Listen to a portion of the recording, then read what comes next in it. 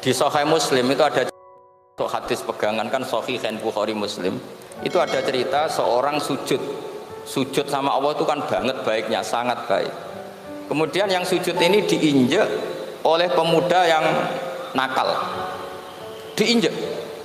Ketika diinjek, yang sujud spontan ngomong begini. Fa wallahi la yaghfiru Allahu laka. Demi Allah, Allah tidak akan maafkan kamu. Di luar dugaan, tentu kalau nggak ada sanad, omongan ini normal karena nginjek orang apa? Sujud.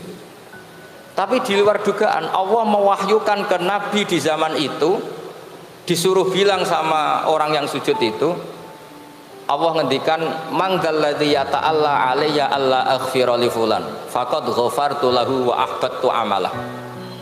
Siapa yang mencatut nama saya bahwa saya tidak bisa memaafkan orang yang nginjek, Allah tersinggung karena namanya dicabut. Saya ini Tuhan bisa menyiksa dan bisa mengampuni. Kenapa sifat saya jadi satu hanya menyiksa? Sifat ampunan saya di mana? Itu kalau nggak sanad tidak bisa. Saya ulang lagi, Allah itu apa? Zat yang bisa yaghfiru liman yasha wa yu'adzibu may yasha. Tapi orang yang sujud ini hanya mensifati Allah satu, yaitu Allah pasti menyiksa. Dan Allah tersinggung. Bagaimana mungkin saya Tuhan hanya berstatus bisa menyiksa, tidak bisa mengampuni. Akhirnya orang ini disalahkan, malah yang sujud tadi bilang ke orang itu, sujudnya saya hapus pahalanya, dan yang nginjek saya hapus dosanya. Tapi ya bukan berarti terus kamu boleh nginjek orang sujud. Artinya gini loh, saya hanya memperkuat moderator tadi. Berpikir agama itu berdasar sanad. Kalau nuruti emosi pasti kita akan setuju Allah tidak ngampuni yang menginjak. Tapi berdasar sanad, berapa orang yang dulu melukai Nabi, bahkan punya niat membunuh Nabi, akhirnya ditobati oleh Allah Subhanahu wa Ta'ala. Siapa yang nggak tahu cerita Suraqah, orang yang niatnya membunuh Nabi, ditobati Allah. Siapa yang nggak tahu cerita Khalid bin Walid, orang yang punya konsep untuk mengalahkan Nabi di perang Uhud, juga akhirnya masuk Islam dan diampuni Allah. Banyak lagi tokoh kafir yang dulu musuhin Nabi akhirnya ditobati oleh Allah.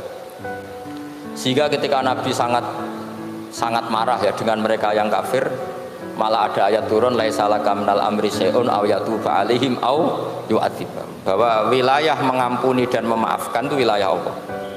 Tentu kita secara syariat akan mengatakan yang nginjak itu salah, pasti itu. Kalau yang nginjak itu pasti salah, yang kafir pasti salah. Tapi jangan katakan kalau Allah tidak bisa menobati mereka. Lagi-lagi yang bisa mengertikan itu apa? Sanad. Kita ngaji di bab itu bahwa ada orang diinjak, ternyata Allah ketika yang sujud mengatakan wallahi la yaghfiru Allahu laka, demi Allah kamu. Loh, mensifati Allah dengan satu sifat la yaghfiru itu Allah tersinggung. Karena Allah bisa yaghfir. Makanya ini penting sekali saya utarakan supaya kita ini bicara itu sesuai sanad.